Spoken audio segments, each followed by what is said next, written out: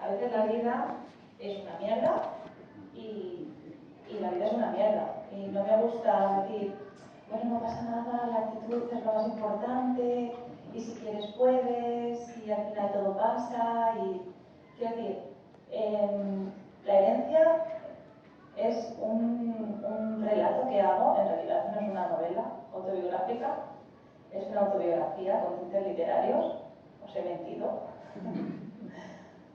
Pero la verdad es que me daba mucho miedo llamarlo autobiografía con tintes literarios porque al final es un libro donde creo que me expongo mucho.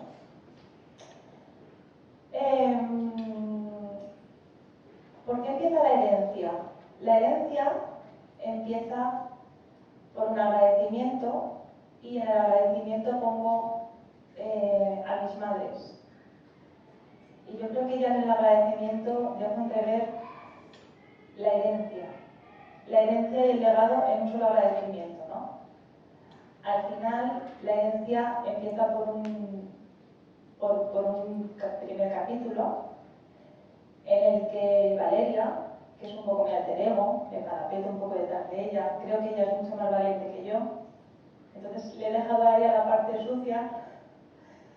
Y empieza porque me pasó una historia real y es que un día llega a mi casa una carta certificada y yo la leo, la abro y en esa carta certificada ponía que me había tocado una herencia. Todo esto lo voy a contar como habla una periodista o una profesora de lengua, no lo voy a hablar con vocabulario de jurista, que no lo soy. Y en la carta me pone, ¿te ha tocado una herencia? Y digo, ¡ay, qué bien! La abro con mi pareja de entonces y decimos, qué bien, nos ha tocado una herencia. Pero en la misma carta decía, pero no te emociones porque al final alguien ha alegado que tú no eres parte de la familia. Entonces, no te preocupes que ya está todo solucionado. Simplemente esta carta es para decirte lo que no vas a tener. Os lo resumo mucho porque, bueno, nosotros estuvimos buscando en el Código Civil, en el Código Penal, todas las leyes que nos ponía, todas las leyes a las que nos remitía la carta, y entonces el resumen es ese, ¿no? Y yo dije, ¿y por qué me han quitado la herencia? O sea, ahora, con 18 años, que me venía muy bien. Y entonces, otra de las disposiciones, de los artículos que ponía, es que yo, por lo que sea, había roto el linaje consanguíneo con la persona que me había dejado mi herencia. Por tanto, oh, qué pena, que no te la vas a llevar. Y entonces, claro, al final la herencia nunca la recibí.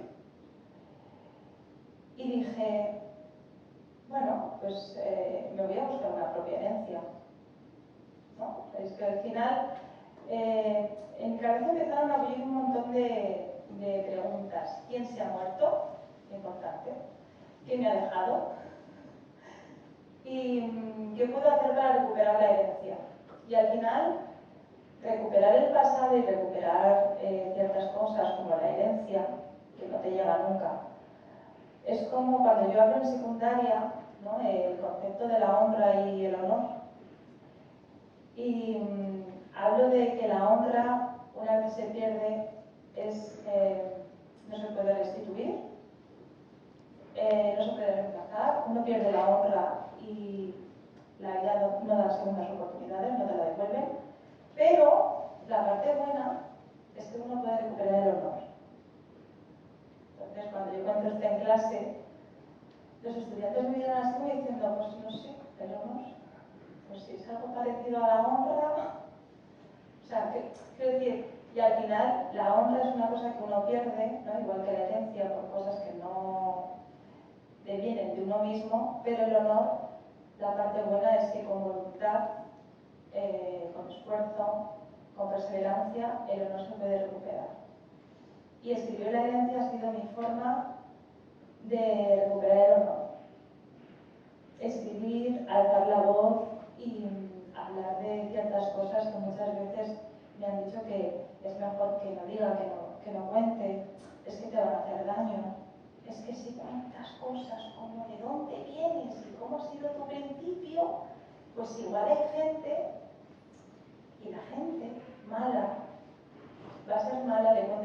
otro no. Entonces ha habido un momento que he dicho, pues la voy a contar. La voy a contar y además la voy a contar de una manera que yo creo que a mí me va a ayudar a hacer las paces con el pasado. A raíz de recibir la carta, yo me fui al registro civil. La verdad es que ha sido un torbellino, porque la burocracia siempre es difícil, pero cuando quieres saber de dónde vienes te lo ponen muy complicado. Para saber tu partida de nacimiento literal tiene que ir tu progenitor o progenitora al registro civil si no tienes 18 años para que te lo den. Entonces ha habido como una serie de vicisitudes, de problemas, de encontronazos que me han supuesto como una toma detrás de otra. Pero lo bueno es que al final he podido hacer las paces con el pasado. Y he podido hacer las paces con el pasado porque al final, dentro de lo que cabe, he sido feliz. Y ser feliz yo creo que al final es una decisión. Porque cuando te pasan muchas cosas malas en la vida, cuando vives cosas que no sabes dónde encajar porque hay un problema y tú te puedes meter en una espiral de dolor de manera muy fácil. La espiral de dolor empieza por una pregunta que es un ¿por qué? Y entonces un día, en terapia, con un terapeuta que se dedica a adopciones, me dijo, Jessica, tienes un puzzle y el puzzle vas a intentar, estás en un proceso de intentar juntar las piezas a ver qué pasa. Y dije, sí. Y me dijo, vale, pero ¿sabes que hay una pieza en blanco? Y dije, sí. ¿Sabes que esa pieza en blanco siempre estará en blanco? Y dije, con lo perseverante que soy, esa pieza no va a estar siempre en blanco, Miguel Ángel.